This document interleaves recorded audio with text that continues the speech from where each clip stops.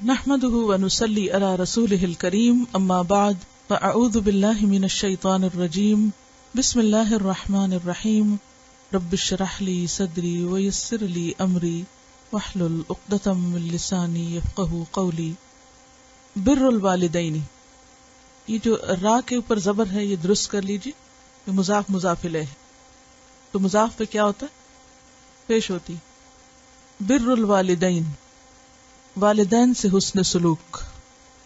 بر کا لفظ بے رے سے ہے، بر یبر، نصر ینصر سے اطاعت کرنا، حسن سلوک کرنا، خدمت کرنا، اور اس کی صفت ہوتی ہے بر۔ بر کہتے ہیں سچائی کو، نیکی کو۔ اسی سے لفظ بر بھی ہے جو یہاں استعمال ہوا ہے، بر، اور بر کا معنی ہوتا ہے اطاعت، سچائی، نیکی۔ قرآن مجید میں آتا ہے لن تنالوا البر، تم نیکی کو ہرگز نہیں پا سکتے، تم سچائی کو نہیں پا سکتے، یعنی تم سچے ہو نہیں سکتے۔ اور اطاعت کے معنوں میں بھی ہے، یعنی اطاعت کامل اس وقت تک ہو نہیں سکتی جب تک کہ تم وہ خرچ نہ کرو جس کو تم پسند کرتے ہو۔ تو بر الوالدین کا معنی کیا ہوا پھر؟ والدین کی اطاعت کرنا، ان کی خدمت کرنا، ان سے اچھا سلوک کرنا۔ قال اللہ تعالی وَقَضَى رَبُّكَ أَلَّا تَعْبُدُوا إِلَّا إِيَّاهُ وَبِالْوَالِدَيْنِ إِحْسَانًا، اور تیرے رب نے فیصلہ کر دیا، اللہ تعالیٰ کا فرمان ہے، اور تیرے رب نے فیصلہ کر دیا ہے کہ تم لوگ کسی کی عبادت نہ کرو مگر صرف اسی کی، اور والدین کے ساتھ نیک سلوک کرو۔ یہاں پر لفظ قضا استعمال ہوا ہے، یعنی حتمی بات ہے، پکی بات ہے، ایسا تو کرنا ہی ہوگا، ڈیسائیڈڈ۔ قاضی کس کو کہتے ہیں؟ ہو از اے قاضی، فیصلہ کرنے والا۔ تو قضا جو فیصلہ کر دے۔ یہاں پر یہ نہیں کہا کہ تیرے رب نے حکم دیا، یا تیرے رب نے پسند کیا، یا تیرے رب کا فرمان ہے، بلکہ کیا کہا؟ فیصلہ کر دیا۔ یہ کوئی چوائس کی بات نہیں رہی، اب تمہاری مرضی پہ نہیں ہے، اٹس ڈیسائیڈڈ۔ وَقَضَى رَبُّكَ، اور ربک میں کاف کس کی طرف اشارہ ہے؟ نبی صلی اللہ علیہ وسلم کی طرف۔ اے محمد صلی اللہ علیہ وسلم، تیرے رب کا فیصلہ ہے یہ بھی تو ہو سکتا تھا کہ رب کا فیصلہ ہے، رب نے فیصلہ کر دیا، یہ کیوں کہا ربک؟ تیرے رب نے فیصلہ کیا۔ جی اپنائیت، اور نہیں، میرا سوال یہ ہے کہ ربک کیوں کہا گیا؟ جی، اور ہاں ہمارا جی ہاں، بات کو زیادہ اہم ثابت کرنے کے لیے۔ یہ ایسے ہی جیسے عام زبان میں ہم کہتے ہیں، جیسے ماں اگر بچے سے کچھ منوانا چاہتی تو ایک تو یہ کہتی ہے کہ یہ کام کر لو، اور ایک یہ کہتی ہے تیرے باپ کا فیصلہ ہے کہ یہ کام کرنا ہے۔ دونوں میں کیا فرق ہے؟ تمہیں یہ کام کرنا ہے، اور دوسرے کہ تیرے باپ کا فیصلہ ہے کہ یہ کام تجھے یوں ہی کرنا ہے، تجھے یہی پڑھنا ہے، تجھے یہ خریدنا ہے، تجھے یہ بیچنا ہے، تجھے یہ چھوڑنا ہے، تجھے یہ لینا ہے۔ فرق ہے، بہت بڑا فرق ہے۔ وَقَضَى رَبُّكَ، تیرے رب نے فیصلہ کر دیا ہے، اللہ تعبدوا، کہ نہ تم عبادت کرو گے، یعنی سب اہل ایمان کو خطاب ہے، بنیادی طور پر تو سب انسانوں کو خطاب ہے، لیکن خصوصاً جو اللہ کو مانتے ہیں۔ الا ایاہ، مگر صرف اسی کی، یعنی اللہ کی، اللہ ہی کی عبادت ہوگی۔ اور عبادت کا کیا معنی ہے؟ اللہ کے احکام کو مان لینا، اطاعت کرنا، دل کی آمادگی سے تسلیم کرنا۔ اور لفظی معنی تو بہت دفعہ آپ رٹ چکے ہیں، الخضوع والتذلل، اور پھر محبت کے ساتھ اطاعت کی روش۔ تیرے رب کا فیصلہ ہے کہ اللہ کی طرف سے آنے والے احکامات کو تم مانو گے، دل سے قبول کرو گے، اور جیسے چاہا گیا ہے ویسے ہی کر کے دکھاؤ گے۔ یہ کرنا ہوگا۔ اس زمین پر، اس دنیا میں انسان اپنی مرضی کرنے نہیں آیا، یہاں اسے اللہ کا بندہ بن کر رہنا ہوگا۔ یہ اللہ کا فیصلہ ہے۔ کیوں؟ وما خلقت الجن والانس الا لیعبدون، کہ میں نے جن و انس کو پیدا ہی اپنی عبادت کے لیے کیا ہے، مرضی دی ہے ان کو، جن و انس کو آزادی دی ہے، لیکن اس کے ساتھ پابندی بھی لگا دی، اور آزادی امتحان کے لیے کہ کرتے ہو یا نہیں کرتے ہو، اپنی رضا سے، اپنی مرضی سے. تو ایک طرف اللہ کی عبادت پر زور ہے، اور دوسری طرف انسانی رشتوں میں سے والدین کے ساتھ نیک سلوک، وبالوالدین احسانا، اور والدین کے ساتھ احسان کرنا ہوگا. یہ بھی تیرے رب کا فیصلہ ہے. اور والدین میں والد اور والدہ دونوں آتے ہیں، اور والدین تثنیہ کا صیغہ ہے. اور احسان کا معنی کیا ہے؟ اچھے سلوک کی انتہا، یعنی جس کے بعد کسی اچھے سلوک کا کوئی سوچ نہ سکے. اللہ کے ساتھ احسان کا معاملہ کیا ہے کہ اس طرح عبادت کی جائے کہ گویا اللہ تعالیٰ کو سامنے دیکھ رہے ہیں. اور بندوں کے ساتھ احسان کیا ہے؟ انتہائی خوبصورت سلوک. تمام اچھے اخلاق اور آداب اور معاملات میں سے جو بہترین چیز ہے وہ روش اور وہ معاملہ والدین کے ساتھ جو ہر لحاظ سے پسندیدہ ہو.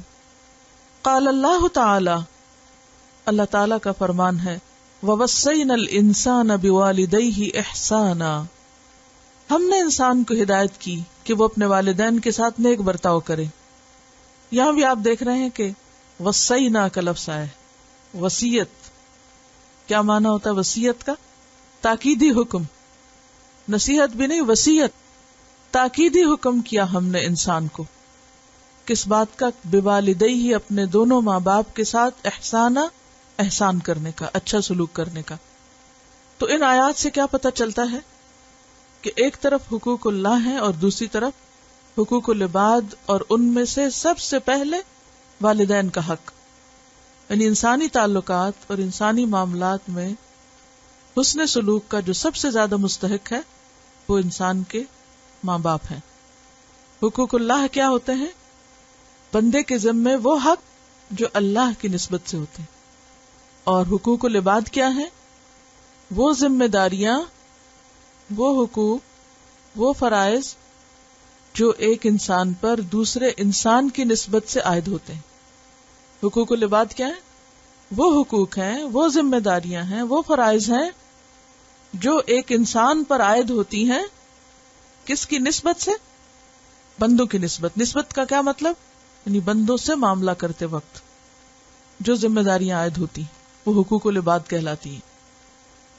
اور ان میں ہمارے دین میں سب کے حقوق ڈیفائن بھی کر دیے گئے کہ ماں باپ کا کیا حق ہے، اولاد کا کیا حق ہے، بہن بھائیوں کا کیا ہے، بیوی کا کیا ہے، ہمسایوں کا کیا ہے، یتیموں کا کیا، اور دیگر طبقات کا معاشرے کے کیا حق ہے. اس معاملے میں بھی اللہ سبحانہ وتعالی نے ہم کو ہماری عقل، ہماری خواہش اور ہماری مرضی پہ نہیں چھوڑا، بلکہ ہمیں صاف صاف بتا دیا کہ تمہاری کیا ذمہ داریاں ہیں. اور ذمہ داری کا معنی کیا ہے؟ اکاؤنٹیبلٹی، کہ جو چیز ذمے کی گئی ہے اس کے بارے میں پھر پوچھ بھی ہوگی. کیونکہ جو چیز ذمہ داری نہیں، فرض نہیں، انسان چاہے تو کرے چاہے تو نہ کرے. لیکن جب وَقَضَىٰ رَبُّكَ کہہ دیا گیا تو یہ فیصلہ محض کوئی ایک طرف فیصلہ فرمان شاہی نہیں کہ اگر کوئی نہیں بھی چاہتا تو نہ مانے تو شاید وہ چھپ جائے کہیں ادھر ادھر. نہیں، یہ معاملہ اللہ کے ساتھ ہے، اور جو رب کا فیصلہ ہے اور جو تاکیدی حکم ہے اور جو اس نے ذمہ داری عائد کی ہے اس کے بارے میں پھر سوال بھی ہوگا، پوچھ بھی ہوگی. اس لیے اس میں انتہائی احتیاط کی ضرورت ہے. اس میں غفلت نہایت خطرناک ثابت ہو سکتی ہے، انسان کی عبادات کو بھی ضائع کر سکتی ہے. تو حقوق العباد دراصل ذمہ داریاں ہیں جن پر حساب بھی ہوگا. عام انسانوں کے ساتھ بھی اچھے تعلقات کی تاکید کی گئی ہے. مثلاً یہ کہ ان کا احترام کیا جائے، ان کو بے عزت نہ کیا جائے، انہیں فائدہ پہنچایا جائے، نقصان نہ دیا جائے، ان سے کیے ہوئے عہد و پیمان پورے کیے جائیں، ان کو تکلیف نہ دی جائے، ان کے مال پر ناجائز قبضہ نہ کیا جائے. تو یہ تمام چیزیں کیا ہیں؟ اچھے تعلقات کی بنیادیں. اور اس کی ایک لمبی تفصیل ہے جو آپ پیچھے پڑھ چکے ہیں. لیکن ان سارے تعلقات میں، سارے انسانی رشتوں میں سے معزز ترین رشتہ والدین کا رشتہ ہے، جس کے بارے میں انتہائی تاکیدی حکم دیا جا رہا ہے. ان آیات کو ہم پہلے بھی پڑھ چکے ہیں، ہم جانتے بھی ہیں، لیکن انسان ہونے کے ناطے پھر بھول جاتے ہیں، غفلت کا شکار ہو جاتے ہیں. بعض اوقات نظر انداز بھی کر دیتے ہیں، تو ضروری ہے کہ ان کے بارے میں ہم سب توجہ کریں، کیونکہ اللہ کی عبادت کے بعد پہلا کرنے کا کام یہ ہے، اور اگر انسان اس میدان میں فیل ہے تو باقی چیزوں میں کامیابی نہیں ہو سکتی.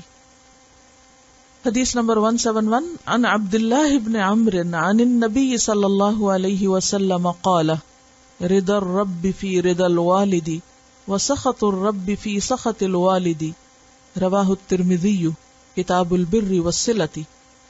سیدنا عبداللہ بن عمرو رضی اللہ عنہ سے روایت ہے، نبی کریم صلی اللہ علیہ وسلم نے فرمایا، رب کی رضا والد کی رضا میں ہے، اور رب کا غصہ والد کے غصے میں ہے. لفظی وضاحت دیکھیے. ان عبداللہ ابن عمرو، عبداللہ ابن عمرو سے روایت ہے، ان النبی، وہ نبی صلی اللہ علیہ وسلم سے روایت کرتے ہیں، قال، آپ نے فرمایا، رضا الرب، رب کی رضا، رب کی خوشنودی، فی رضا الوالد، والد کی رضامندی میں ہے، خوشنودی میں ہے. اس معاملے میں ایک اصول ہمیشہ یاد رہے کہ لا طاعت لمخلوق فی معصیت الخالق. یہ ایک ڈیسائیڈڈ بات ہے کہ مخلوق کی اطاعت نہیں ہوگی جہاں خالق کی نافرمانی ہو. جہاں اللہ کی ناراضگی ہو وہاں کسی بندے کی رضامندی کو نہیں دیکھا جائے گا، خواہ والدین ہی کیوں نہ ہو. لیکن اس کے علاوہ باقی دنیاوی امور میں، باقی کاموں میں والدین کی رضامندی حاصل کرنا بے حد ضروری ہے. اس کی وجہ کیا ہے؟ اس کی وجہ یہ ہے کہ انسان اپنے والدین سے کبھی بھی بے نیاز نہیں رہ سکتا. کوئی بھی رشتہ والدین سے زیادہ انسان کا خیرخواہ نہیں ہو سکتا. والدین ہر حال میں، دکھ میں، سکھ میں، ہمیشہ اپنی اولاد کی خیرخواہی چاہتے ہیں، بہتری چاہتے ہیں. والدین اپنی اولاد پر بے حد محنت کرتے ہیں. اللہ تعالیٰ کا فیصلہ یہ ہے کہ جہاں بھی کسی کی قربانی ہو، جہاں بھی کوئی محنت کرے، جہاں بھی کوئی تکلیف اٹھائے، اسے اس کا بدلہ دیا جائے، کیونکہ یہی عدل اور انصاف ہے. اور والدین کی محنتیں اور قربانیاں جس خوشی کے ساتھ ہوتی ہیں، جس آمادگی کے ساتھ ہوتی ہیں، وہ کسی اور رشتے میں نہیں ہوتی. بعض اوقات دوسرے لوگ بھی آپ کے لیے کچھ کرتے ہیں، لیکن بعض اوقات محبت سے، بعض اوقات خوشی سے، بعض اوقات مجبوراً بھی، بعض اوقات کسی مطلب سے، کوئی بھی وجہ ہو سکتی. لیکن والدین ہر حال میں، خواہ بظاہر تکلیف بھی اٹھائیں یا کوئی پریشانی بھی ہو یا کسی بھی طرح اولاد ستائے بھی، تب بھی اندر کی انتہائی سچی خیرخواہی کے ساتھ اولاد کے ساتھ معاملہ کرتے ہیں. اور یہ ایک مانی ہوئی بات ہے. ماں باپ اپنی اولاد کو دھوکہ نہیں دے سکتے، کو برا نہیں چاہ سکتے. وہ اپنی خوشیاں اور اپنی ضروریات کاٹ کر اولاد کی خوشی کے لیے کام کرتے ہیں. اپنا دین ایمان بعض اوقات داؤ پہ لگا کے، آپ نے اکثر دیکھا ہوگا کہ ماں باپ بعض اوقات اپنی دنیا کا دین بھی داؤ پہ لگا دیتے ہیں. کس لیے؟ اولاد کو وہ اپنے سے بھی بہتر بنائے. آپ نے دیکھا ہوگا کہ اکثر ماں باپ کی خواہش کیا ہوتی ہے کہ ہمارے بچے ہم سے بھی آگے نکلیں، ہم سے بھی بہتر زندگی گزاریں، ہم سے زیادہ خوشیاں دیکھیں. جو تکلیفیں ہم نے دیکھی ہیں یا جو مشقتیں ہم نے دیکھی ہیں یا جو پریشانیاں ہمیں ملی ہیں وہ ہمارے بچوں کو نہ آئیں. اور ہر اعتبار سے ان کو پروٹیکٹ کرتے رہتے ہیں، خود فرنٹ پہ رہتے ہیں، خود تکلیفیں اٹھاتے ہیں، خود مشکل اٹھاتے ہیں اور ان کو بچاتے رہتے ہیں. جیسے آپ نے دیکھا ہوگا کہ جانوروں کے اندر بھی جب کوئی خوف خطرہ ہوتا ہے تو کس طرح ایک مرغی بھی اپنے بچوں کو اپنے پروں تلے سمیٹ لیتی ہے، خود خطرے کے آگے کھڑی ہو جاتی ہے اور بچوں کو سمیٹ لیتی ہے کہ ان کو کوئی نقصان نہ ہو. تو خود تکلیف اٹھانا اور خود خطرے کے سامنے کھڑے ہو جانا اولاد کو پروٹیکٹ کرنے کے لیے یہ کوئی معمولی بات نہیں ہے. اور یہ چیز اللہ ہی نے بندوں کے دل میں رکھی، تو اللہ ہی نے پھر اولاد کے ذمہ یہ کیا ہے کہ ماں باپ کی رضامندی کو ہر حال میں ملحوظ خاطر رکھے. اور یہ عین انصاف ہے، عین عدل ہے. اور پھر اس کو اپنی رضامندی سے جوڑ دیا، رضا الرب فی رضا الوالد. والد راضی ہے تو رب راضی، اور اگر والد ناراض ہے تو رب راضی نہیں ہو سکتا.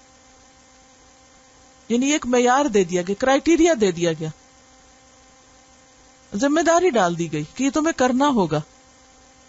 بعض اوقات ایسا بھی ہوتا ہے نا کہ ہم قریب کے رشتوں کو اگنور کر کے، ان کو روند کے، بلڈوز کر کے ہم نیکی کے بڑے بڑے کام کرنے کے دعوے کرتے ہیں، یا یہ کر کے یہ سمجھتے ہیں کہ ہم اللہ کو خوش کر لیں گے، جبکہ اللہ کی خوشنودی کا راستہ ادھر سے ہی جاتا ہے، ادھر ہی سے گزرنا پڑے گا، چاہے تمہارے نفس کے خلاف ہے یا تمہارے نفس پہ بھاری ہے، یہی راستہ ہے۔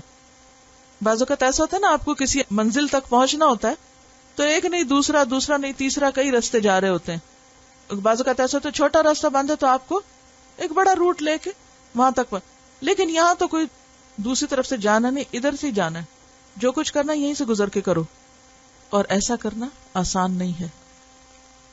اس میں بسا اوقات انسان کو اپنی خواہش، اپنی مرضی اور اپنی پسند کو قربان کرنا پڑتا ہے، لیکن الٹیمیٹلی اسی میں خیر اور بھلائی ہوتی۔ اور یہاں پر خاص طور پر والد کا لفظ ہے، اگرچہ والدہ کے بھی بہت حقوق ہیں لیکن یہاں والد کا ذکر ہے، کیونکہ بسا اوقات بچے ماں کے ساتھ زیادہ اٹیچڈ ہوتے ہیں، ماں پیٹ میں رکھتی ہے، دودھ پلاتی ہے، کتنا عرصہ تو جسمانی طور پہ بچے اس کے ساتھ چمٹے رہتے ہیں، پھر جو ہی تھوڑے انڈیپینڈنٹ بھی ہوتے ہیں تو ماں ان کو زیادہ وقت دیتی ہے باپ کے مقابلے میں۔ قدرتی طور پر ماں کے کام ہی ایسے ہوتے ہیں، باپ سارا دن باہر رہتا، ظاہر ہے بچے ماں ہی کے پاس ہے، تو وہ ماں کے ساتھ ایک خاص قسم کی اٹیچمنٹ ہو جاتی کہ ماں کی بات سننا، اس کی بات قبول کرنا یا اس کا خیال رکھنا آسان لگتا ہے، لیکن باپ عموماً اپنے جذبات کا اظہار بھی نہیں کرتے۔ ماں کبھی رو بھی پڑتی ہے، کبھی غصہ بھی کر لیتی ہے۔ ماں اور بیٹے کے درمیان یا بیٹی کے درمیان ایک اور طرح کی انڈرسٹینڈنگ ہوتی ہے جو کہ عموماً باپ کے ساتھ اس آسانی کے ساتھ نہیں بنتی، اس طرح نہیں ہوتی، کیونکہ obviously وہ کلوزنس ہو نہیں پاتی کاموں کی نوعیت کی وجہ سے، یا بعض اوقات اس ڈسٹنس کی وجہ سے جو باپ کی ذمہ داریوں کی وجہ سے اس کے اور اولاد کے بیچ میں آ جاتا ہے۔ کئی ایک فیکٹر ہو سکتے ہیں، تو اس میں بسا اوقات ماں کا خیال رکھتے رکھتے باپ کے حقوق متاثر ہونے لگتے ہیں۔ بعض اوقات ایسا بھی ہوتا ہے کہ گھر میں ماں اور بچوں کی ایک گروہ بندی بن جاتی، باپ کے خلاف ایک محاذرائی قائم ہو جاتی، اور خصوصاً اس وقت جب ماں اور باپ میں آپس میں نہ بنتی ہو، باپ ایک کام کہہ رہا ہے، ماں دوسرا کام کہہ رہی، اب اس میں ماں اپنا پوائنٹ آف ویو مضبوط کرنے کے لیے بچوں کو ساتھ ملا لیتی، باپ کے خلاف باتیں ہو، جو باپ سے کوئی سخت مزاجی ہوئی یا اس کی کوئی غلطی ہوئی، اب کیا ہے، وہ ایک مسلسل نفرت کا بیج بویا جاتا رہتا ہے۔ نتیجہ کیا ہوتا ہے کہ بچوں کے اندر باپ کے خلاف ایک خاموش قسم کی نفرت پیدا ہو جاتی ہے۔ اب اس میں وہ جو اندر ری ایکشن ہوتا ہے، اس کی وجہ سے بعض اوقات بچے باپ کا احترام بھی نہیں کرتے، بدتمیزی سے پیش آتے ہیں، کیونکہ ماں نے سکھایا ہی نہیں، وہ ماں نے کرنے ہی نہیں دیا، صرف اپنی ضد کی وجہ سے جو شوہر کے ساتھ تھی۔ اب بچے تو معصوم ہیں، ان کو تو جو جیسا سکھائے گا، اور بعض اوقات ایسا دیکھنے میں آتا ہے کہ بچے جب بڑے ہوتے ہیں خود ہوش سنبھالتے ہیں، پھر انہیں سمجھ میں آتا ہے کہ یہ غلط ہو گیا، تو ایسے میں باپ کا ذکر کر کے الگ طور پر اس کی رضامندی حاصل کرنے کی بات کی گئی ہے۔ رضا الرب فی رضا الوالد، رب کو راضی کرنا تو باپ کو راضی کرنا ہوگا، کیونکہ مرد عموماً کیا ہوتے ہیں، سخت مزاج ہوتے ہیں، ڈسپلنڈ ہوتے ہیں، بعض اوقات ان کے اپنا ایک مخصوص مزاج ہوتا ہے، عورتوں کی طرح زیادہ باتیں نہیں کرتے، بعض اوقات بچوں کے ساتھ وہ کمیونیکیشن لیول نہیں ہوتا جو ماں کا ہوتا ہے، نتیجتاً کیا ہوتا ہے، ایک ڈسٹنس آ جاتا ہے۔ اب اس ڈسٹنس میں بچے اپنے آپ کو بہت جسٹیفائی کر لیتے ہیں، ہمارے باپ نے ہمارے لیے کیا کیا، بھی وہ جو سارا دن کماتا رہا، جس کے بل پہ تم پلتے رہے، وہ کس نے کیا تھا تمہارے لیے، وہ کیوں بھول گئے ہو؟ لیکن وہ شیطان دوسرے کے احسانات بھلوا دیتا ہے، وہ صبح سے رات تک کھپتا ہے، وہ کسی کھاتا بھی نہیں ہے، وہ جو محنت کرتا ہے وہ کسی حساب میں ہی نہیں ہے، اور ماں کی محنت نظر آتی ہے، لہذا وہ سارا کریڈٹ بعض اوقات لے جاتی۔ تو یہ رویہ آخرت کے اعتبار سے درست نہیں، ماں کا اپنا حق ہے اور باپ کا اپنا حق ہے، لہذا رضا الرب فی رضا الوالد، رب کی رضا باپ کی رضا میں ہے، وسخط الرب، اور رب کی ناراضگی فی سخط الوالد، والد کی ناراضگی میں ہے. بعض اوقات شوہر اور بیوی کے درمیان اختلاف ہو جاتا ہے اور بہت جینون ہو سکتا ہے. شوہر کی زیادتی ہو سکتی ہے کیونکہ وہ بھی انسان ہے اور بعض مرد واقعی زیادتی کرتے ہیں. ایسے میں بھی کبھی بچوں کو باپ سے دور نہیں کرنا چاہیے الا یہ کہ ان کے دین ایمان کا خطرہ ہو. رشتوں کو کاٹنا نہیں چاہیے. خون کے رشتے کاٹنا بے سکونی کا سبب ہوتا ہے کیونکہ اللہ نے اس سے منع کیا ہے. انسان بچوں کو اچھے برے کی تمیز سکھائے لیکن انسانوں کی نفرت نہ دے. اور آپ دیکھیں گے کہ جب خون کے رشتوں کی نفرت دلوں میں بیٹھ جاتی ہے تو وہ کوئی ہیلدی علامت نہیں ہوتی، صحت مند علامت نہیں ہوتی. جس سے اپنے قریبی رشتوں پر اعتماد نہ ہو وہ کسی پر بھی اعتماد نہیں کر سکتا. ان بچوں کی زندگی میں خلا رہ جاتا ہے، ایک کمی رہ جاتی. بظاہر ہم بچوں پہ احسان کر رہے ہوتے ہیں حالانکہ ہم اپنے ہی بچوں پہ ظلم ڈھا رہے ہوتے ہیں، ان کی خیرخواہی نہیں کر رہے ہوتے. تو ایسے میں دل بڑا کر کے اپنے ذاتی اختلاف بھول کر اولاد کو ان کی آخرت کمانے دیں کیونکہ بہرحال وہ باپ ہے. الا یہ کہ کوئی چور ہو، ڈاکو ہو، کوئی قاتل ہو، کوئی ایسا شخص ہو کہ جس کے پاس بچوں کا جانا ان کے دین، ایمان، اخلاق کے لیے واقعی نقصان دہ، تو وہ ایک الگ بات ہے. اس میں تو فرض بنتا ہے کہ انسان جس طرح اور برائیوں سے بچوں کو انسان بچاتا ہے اسی طرح اس برائی سے بھی بچائے. لیکن عام حالات میں جس میں کسی بھی وجہ سے شوہر اور بیوی کی نہیں بنتی تو بچوں کو بیچ میں آڑ نہیں بنانا چاہیے، ان کے مستقبل کو داؤ پہ نہیں لگانا چاہیے. اس میں دنیا کا بھی نقصان ہے اور آخرت کا بھی نقصان. السلام علیکم. میں ایک فیملی کو جانتی ہوں جن کی آپس میں بہت پرابلمز ہو رہی تھی ہسبینڈ اور وائف کی، تو میں ان کی کاؤنسلنگ کیا کرتی تھی. تو زیادہ تر میری وہ خاتون سے ہی بات ہوتی تھی. تو ایک دفعہ میں نے ان سے کہا کہ میں آپ کے شوہر سے بھی بات کرنا چاہتی ہوں. تو پتہ چلا کہ مین وجہ یہی ہے کہ آپس میں جب بھی ان کی کوئی نا اتفاقی ہوتی تھی تو وہ اپنی بچیوں، ان کی بیٹیاں ہی ہیں تو بیٹیوں کو اپنی طرف کر لیتی تھی، اور بچیاں جو ہیں بہت زیادہ باپ کے خلاف تھی اور بالکل رسپیکٹ نہیں کرتی تھی، اور وہ چیز باپ کو بہت زیادہ بادر کرتی تھی. تو وہ پھر میں نے ان کو سمجھایا، بچیوں کو بھی، ان کی والدہ کو بھی، کہ ایسا نہ کرے، صرف یہی وجہ ہے اور کوئی بھی پرابلم نہیں ہے. تو الحمدللہ پھر بچیوں کو تھوڑی سی دین کی بھی سمجھ آ گئی اور وہ انہوں نے مطلب سوچا کہ نہیں، واقعی باپ کی رسپیکٹ جو ہے وہ اپنی جگہ ہے. اور ان کی والدہ کو میں نے بہت سمجھایا بچیوں کی کہ آپ بالکل ایسا نہ کیا کریں ورنہ یہ ہے کہ آپ کو پرابلم ہوگی. اور وہ جو ان کے والد تھے وہ کہتے تھے میں اتنا ہرٹ ہوتا ہوں جب بچیاں بالکل رسپیکٹ نہیں کرتی اور ہر چیز جو ماں کرتی ہے اس کو تو بہت اپریشیٹ کرتی ہیں اور یہی کہتی ہیں کہ ماں ہی نے ہمیں پالا، انہوں نے ہمارے لیے سب کچھ کیا اور میں ساری زندگی ان کے لیے کرتا آ رہا ہوں. تو وہ بالکل جو ہے اس چیز کو ماننے کے لیے تیار نہیں ہے. تو الحمدللہ بہتر ہے ان کے حالات، اور یہی وجہ تھی. اور ان کو یہ کہ دین کی سمجھ جب آ گئی ہے تو انہوں نے ریئلائز کیا کہ یہ چیز ضروری ہے کہ باپ کی رسپیکٹ جو ہے وہ اپنی جگہ ہے. دیکھیے کہ بہت نیچرل ہوتا ہے نا، ہسبینڈ وائف میں کوئی نہ کوئی ٹکراؤ، کوئی نہ کوئی کلیش، کوئی نہ کوئی روز ہی کوئی فیصلہ کرنا ہوتا ہے. تو ضروری تو نہیں کہ ہر روز اتفاق ہو.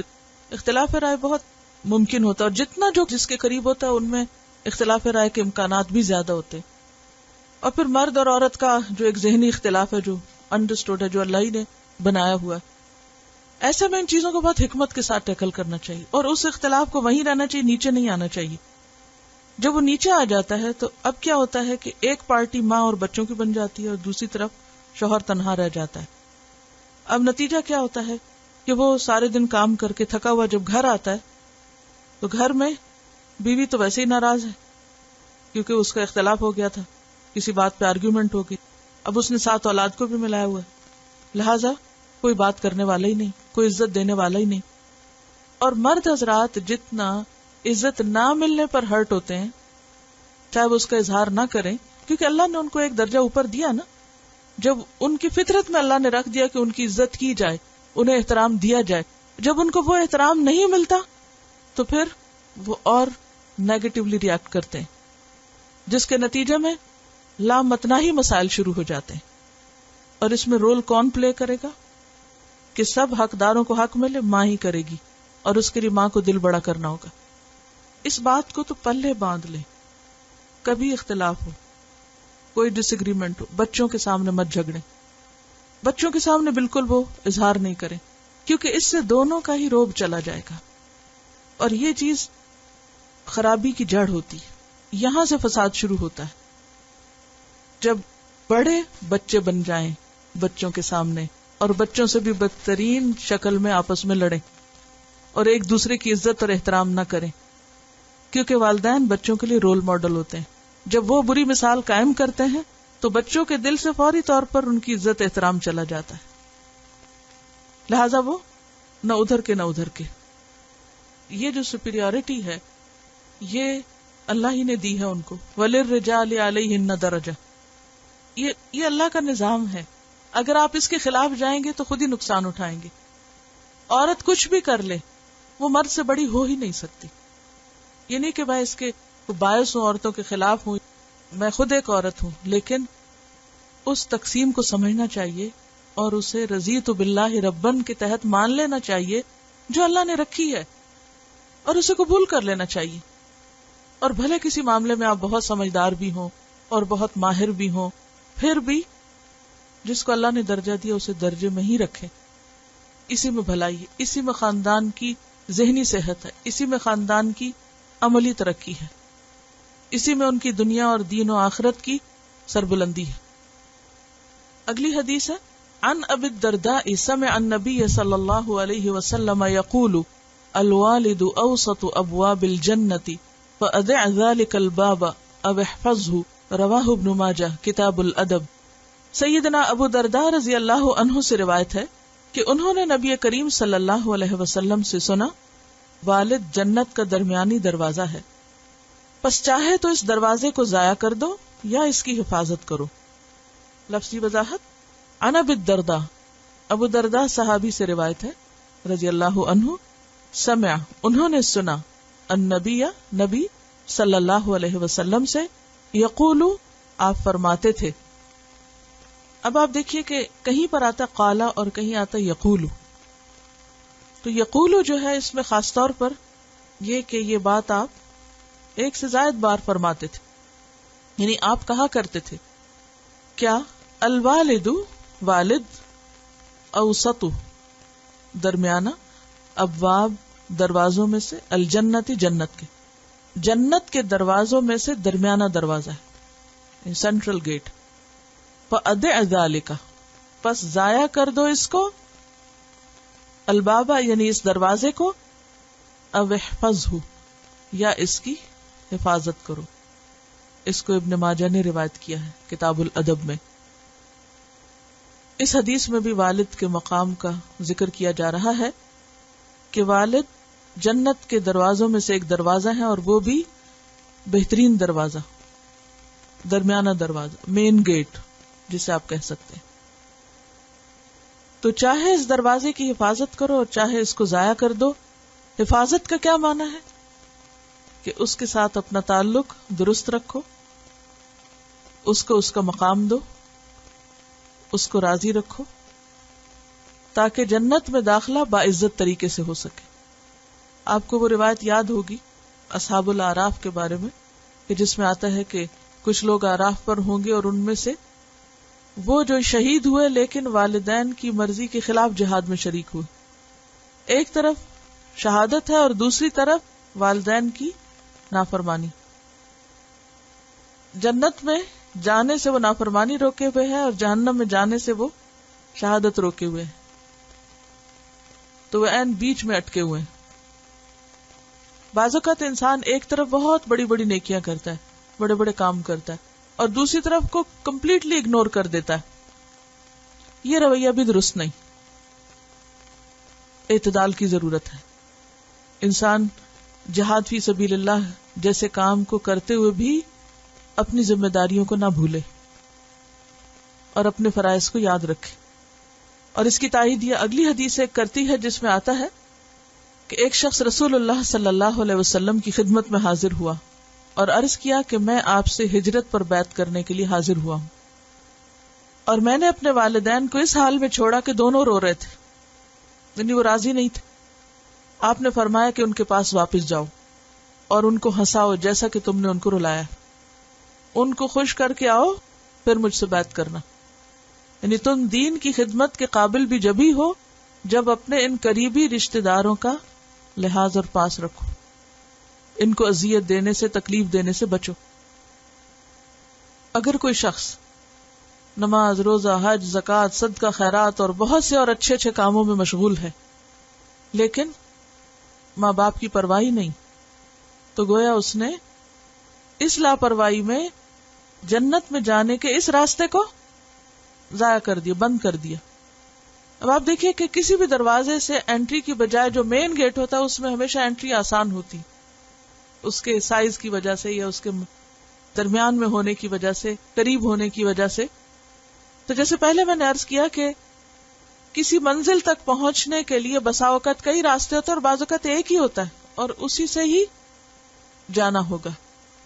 تو اسی طرح جنت میں داخلے کے لیے جو اصل دروازہ ہے وہ اسی وقت کھلے گا جب یہ کام کر کے نکلو گے، اس کام کو کر چکو گے۔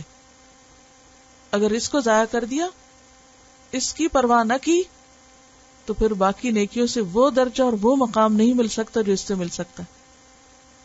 نیکی کے بھی کئی کام ہوتے ہیں نا، بعض کام ہمیں بہت آسان لگتے ہیں، بعض لوگوں کو مثلا اللہ کے راستے میں مال خرچ کرنا آسان لگتا ہے، بعض لوگوں کو مال دینا بہت مشکل لگتا ہے، ان کو نفل پڑھنا آسان لگتا ہے، کسی کو نفل پڑھنا بہت اچھا لگتا ہے لیکن حج عمرے کی طرف توجہ نہیں ہوتی، کسی کو ان کا بہت شوق ہے، بار بار حج عمرے پہ جاتے رہتے ہیں لیکن دوسری طرف قرآن پڑھنا مثلا اس کی طرف توجہ کوئی نہیں۔ تو ہر ایک نے نیکی کا بھی اپنا ایک معیار بنایا ہوا ہوتا ہے اور وہ اسی ذریعے سے نیکی کو کرنے کو اپنے لیے بڑی سعادت سمجھتا ہے۔ لیکن کچھ ذمہ داریاں ایسی ہیں کہ جن کو پورا کیے بغیر باقی نیکیاں زیادہ فائدہ نہیں دیں گی، اور ان ذمہ داریوں میں سے ایک ذمہ داری ماں باپ کے ساتھ حسن سلوک ہے اور ان کے حقوق کی حفاظت۔ دروازے کی حفاظت دراصل کیا ہے؟ ان کے حقوق کی حفاظت، ان کی رضامندی۔ ان کا سوال یہ ہے کہ اگر کوئی والدین شرک کرتے ہیں اور اولاد کو بھی شرک کی طرف لگاتے ہیں، اور اس صورت میں اگر وہ اپنی مرضی سے کوئی اور کام کر لیتے ہیں جیسے شادی کا معاملہ ہے، تو ایسی صورت میں اگر والدین ناراض ہوں تو پھر کیا ہوگا؟ تو بات یہ ہے کہ یہ ترتیب تو ہمیں خود بتا دی گئی نا کہ پہلے اللہ کی عبادت ہے اور اس کے بعد والدین کی اطاعت ہے۔ والدین کی اطاعت بے حد ضروری ہے لیکن معروف چیزوں میں۔ شرک کے اوپر کمپرومائز کر لینا کہ والدین کی خوشی ضروری ہے تو یہ تو کہیں بھی نہیں جائز، یہ تو کسی طرح بھی درست نہیں۔ لیکن نیکی کے باقی کام جو ہیں ان کو کرتے وقت کیا ضروری ہے کہ والدین کو ساتھ لے کے چلا جائے، ان کی خوشنودی کا خیال رکھا جائے۔ یہاں پر ہم دیکھتے ہیں کہ وہ شخص جو ہجرت کے لیے گیا، آپ نے اسے کیا کہا؟ جاؤ پہلے ان کو ہنسا کے آؤ، ان کو رلا کے کیوں نکلے ہو؟ بعض اوقات ایسا ہوتا ہے نا کہ ہم جلدی چاہتے ہیں کوئی کام فوراً ہو جائے۔ اچھا ماں باپ کہتے ہیں ذرا ٹھہر جاؤ، ہم کہتے ہیں نہیں ہمیں تو ابھی کرنا ہے۔ آپ ہنسے کہ روئیں، پسند کریں یا نہ کریں، یہ اتنا بڑا نیکی کا کام ہے اور آپ ہمیں اس سے روک رہے ہیں۔ اب آپ خود سوچئے کہ ہجرت کی بات ہو اور ہجرت کا اجر و ثواب جو قرآن مجید میں اور احادیث میں پتہ چلتا ہے وہ بے پناہ ہے، اور ظاہر ہے کہ اس دور میں جس کے اندر ایمان آ جاتا تھا وہ ایمان کی خاطر بڑی سے بڑی قربانی کرنا چاہتا تھا۔ اور بعض اوقات ایسا بھی ہوتا ہے کہ ماں باپ ابھی مسلمان ہی نہیں ہوتے، ایسی صورت میں انسان کیا کہتا ہے؟ یہ چونکہ مسلمان نہیں ہے، یا یہ کہ یہ چونکہ دین پر نہیں ہے اور ہمیں دین کی بہت سمجھ آ گئی ہے لہٰذا ان کی پرواہ نہ بھی کریں تو بھی ٹھیک ہے۔ اصل مقصد کیا ہے؟ اللہ کو راضی کرنا۔ اللہ کو ضرور راضی کرو لیکن ماں باپ کو بھی ساتھ لے کر چلو۔ چلیے آگے چلتے ہیں۔ عن عبداللہ بن عمرو رضی اللہ عنہما قال قال رسول اللہ صلی اللہ علیہ وسلم ان من اکبر الکبائر ان یلعن الرجل والدیہ قیل یا رسول اللہ وکیف یلعن الرجل والدیہ قال یسب الرجل ابا الرجل فیسب اباہ ویسب امہ رواہ البخاری کتاب الادب۔ سیدنا عبداللہ ابن عمرو رضی اللہ عنہما سے روایت ہے کہ رسول اللہ صلی اللہ علیہ وسلم نے فرمایا یقیناً سب بڑے گناہوں میں سے یہ ہے کہ کوئی شخص اپنے والدین پہ لعنت بھیجے۔ پوچھا گیا یا رسول اللہ صلی اللہ علیہ وسلم کوئی شخص اپنے ہی والدین پہ کیسے لعنت بھیجے گا؟ آپ صلی اللہ علیہ وسلم نے فرمایا کہ وہ شخص دوسرے کے باپ کو برا بھلا کہے گا تو دوسرا بھی اس کے باپ کو اور اس کی ماں کو برا بھلا کہے گا۔ کتنی دور کی بات بتائی گئی، کہاں تک ادب اور احترام کا خیال رکھنا ہے کہ ڈائریکٹ یا انڈائریکٹ کوئی چیز سبب نہ بنے ماں باپ کی بدنامی، بے عزتی یا تکلیف کی۔ لفظی وضاحت ان عبداللہ ابن عمرو، عبداللہ ابن عمرو رضی اللہ عنہما سے روایت ہے، قال کہا، قال رسول اللہ فرمایا رسول اللہ صلی اللہ علیہ وسلم نے، ان بے شک یقیناً من سے اکبر الکبائر، کبائر میں سے سب سے بڑا، اکبر یعنی سب سے بڑا، سب سے کبیر، اور کبائر جمع ہے کبیر کی، کبیرہ گناہوں میں سے بہت بڑا گناہ، یعنی صرف گناہ نہیں بلکہ کبیرہ گناہ، اور کبیرہ گناہوں میں بھی ٹاپ پر کیا ہے، ان یلعن الرجل، کہ لعنت کرے کوئی شخص، والدیہ اپنے والدین کو، اپنے ماں باپ کو لعنت کرنا۔ قیل کہا گیا یا رسول اللہ، اے اللہ کے رسول صلی اللہ علیہ وسلم، وکیف یلعن الرجل والدیہ، اور کس طرح ہو سکتا ہے کہ لعنت کرے کوئی شخص اپنے والدین کو؟ یہ تو پاسبل نہیں کہ کوئی بچہ ماں باپ کو گالی دے یا ماں باپ کو لعن طعن کرے، یہ کیسے، ہاؤ کم؟ کیونکہ یہ عقل کے بھی خلاف ہے نا، کچھ چیزیں تو دین کے خلاف ہوتی ہیں، اخلاق کے خلاف ہوتی ہیں، اور کچھ چیزیں عقل میں بھی نہیں آتی کہ کوئی شخص اولاد ہوتے ہوئے ماں باپ کو برا بھلا کہے۔ تو اس لیے انہوں نے حیرانی کا اظہار کیا کہ یہ کس طرح پاسبل ہے کہ کوئی ایسا بھی کر سکتا ہے۔ قالا فرمایا، یسب گالی دیتا ہے، الرجل کوئی شخص، ابر رجل کسی اور شخص کے باپ کو، یعنی اپنے باپ کو تو کچھ نہیں کہتا، کسی کے باپ کو گالی دے دیتا ہے، کسی کے باپ کو برا بھلا کہہ دیتا ہے۔ فیسب اباہ، تو وہ شخص اس کے باپ کو گالی دے دیتا ہے، یعنی اے نے بی کے باپ کو گالی دی تو بی نے اے کے باپ کو گالی دے دی۔ اب سبب کون بنا؟ وہ جس نے آغاز کیا۔ وَيَسُبُّ أُمَّهُ، اور پھر وہ صرف باپ تک نہیں رہتی بات، وہ ماں کو بھی ساتھ شامل کر لیتے ہیں۔ یعنی اگر اے نے بی کے باپ کو گالی دی تو بی صرف اس پہ ٹھنڈا نہیں ہوگا کہ وہ اے کے باپ کو برا بھلا کہے، وہ ماں کو بھی ساتھ شامل کرے گا، جب جا کے اس کا غصہ ٹھنڈا ہوگا۔ تو اس طرح انسان اپنے ہی ماں باپ کی بدنامی کا سبب بن جاتا ہے۔ مثلا آپ نے دیکھا ہوگا بعض اوقات ہسبینڈ وائف میں اختلاف ہوتا ہے تو اب کیا ہے کہ شوہر صرف بیوی کو نہیں، بیوی کے ماں باپ کو برا بھلا کہنے لگتا ہے، بہت کامن سننے میں آتا ہے۔ اب کیا ہوتا ہے، جب بیوی کی زبان کھلتی ہے تو وہ شوہر کو کیا، شوہر کے سارے خاندان کو لپیٹ لیتی ہے، سب عزت احترام کے رشتے ختم ہو کے رہ جاتے ہیں۔ لڑنا جھگڑنا ویسے ہی خراب کام ہے، لیکن اگر اس لڑائی جھگڑے میں انسان حدیں پار کر جائے تو یہ صرف کبیرہ گناہ نہیں، کبیرہ میں سے بھی کبیرہ ہے، اکبر ہے، کہ جس میں انسان ماں باپ کو بھی نہ چھوڑے۔ اور آپ نے دیکھا ہوگا کہ بعض لوگ مرے ہوئے ماں باپ تک کو گالیاں دینا شروع کر دیتے ہیں، بیوی پہ غصے ہوئے، اس کو کیا، اس کے مرے ہوئے ماں باپ کو بھی ساتھ شامل کر لیا۔ یعنی یہ بد اخلاقی کی انتہا ہے جس کا کوئی تصور ہی نہیں کر سکتا، جس کا ایمان کے ساتھ کوئی میچ میل ہے ہی نہیں، لیکن کتنی آسانی سے یہ سب کچھ معاشرے میں دیکھنے میں ملتا ہے۔ اور یہ سب کچھ کر کے اگر ہم یہ سمجھیں کہ ہمارے اعمال برباد نہیں ہوتے تو بڑی غلط فہمی ہوگی۔ اس قدر ضروری ہے کہ ہم اپنے بچوں کو اور دیگر لوگوں کو ان باتوں سے روشناس کرائیں، ان تک یہ بات پہنچائیں کہ وہ کتنے بڑے خسارے میں، اور آخرت کی سزا کوئی معمولی سزا نہیں۔ اور حقوق العباد میں یہ بات بھی یاد رکھیے کہ جب تک بندہ معاف نہ کرے اللہ تعالیٰ بھی معاف نہیں کرے۔ اللہ نے بندوں کو اختیار دیا، چاہو تو معاف کرو، نہیں تو نہ کرو۔ اور اس سے ایک اور بات بھی پتہ چلتی ہے کہ انسان صرف اتنا ہی اس کے لیے کافی نہیں کہ اپنے ماں باپ کو کچھ نہ کہے یا اپنے ماں باپ کو پروٹیکٹ کرے، یہ ماں باپ کے لیول پر، اپنے سے اوپر کے مقام پر ادب اور احترام صرف اپنے ماں باپ کا نہیں، اس درجے میں باقی سب لوگوں کا ادب احترام ضروری ہے۔ کیونکہ اگر کسی کے ماں باپ کو بھی کچھ کہا تو وہ دراصل اپنے ہی ماں باپ کو کہا۔ کسی کے والدین کو برا بھلا کہنا دراصل اپنے ماں باپ کے برا بھلا کہنے کے لیے راستہ کھولنا ہے۔ اور دوسری بات یہ ہے کہ اولاد جو کچھ کرتی ہے اس میں پھر صرف اولاد کا اپنا نہیں، ماں باپ کا بھی نام بدنام ہوتا ہے۔ مثلا اگر کوئی بچہ گالی دیتا ہے تو اس میں یہ تھوڑی کہا جاتا ہے کہ بچہ گالی دے رہا ہے، کیا کہا جاتا ہے؟ اس کے ماں باپ نے اس کو یہی سکھایا، آٹومیٹیکلی ماں باپ کو ساتھ انوالو کر لیا جاتا ہے۔ اس کے ماں باپ نے اسے یہی سکھایا، اس نے یہی سیکھا، اس کو یہی تربیت ملی۔ تو کسی بھی شخص کا برا اخلاق صرف اس کے اخلاق کی بری گواہی نہیں بلکہ اس کے ماں باپ کے لیے بھی باعث اذیت ہے، کیونکہ اولاد ماں باپ کو ریپرزینٹ کرتی ہے. تو صرف اپنی نہیں، بعض اوقات ماں باپ ہی کی خاطر انسان اپنے رویے کو درست کر لے تاکہ ان کی بدنامی کا سبب نہ بنے. کسی کے برا کرنے سے ہمارے لیے برائی حلال نہیں ہو جاتی. اولاد کی تربیت میں یہ بات بھی شامل ہونی چاہیے کہ ان کے اندر یہ بات راسخ کی جائے کہ آپ صرف ایک نہیں ہو، آپ خاندان کے نمائندے ہو. آپ کا چلنا پھرنا، آپ کا اچھا برا کرنا صرف آپ کو نہیں، پورے خاندان کو اچھا نام دے سکتا ہے یا بدنام کر سکتا ہے. جسے قرآن مجید میں آتا ہے نا کہ تم ان کے خداؤں کو برا نہ کہو ورنہ جواب میں تمہارے خدا کو برا کہیں گے.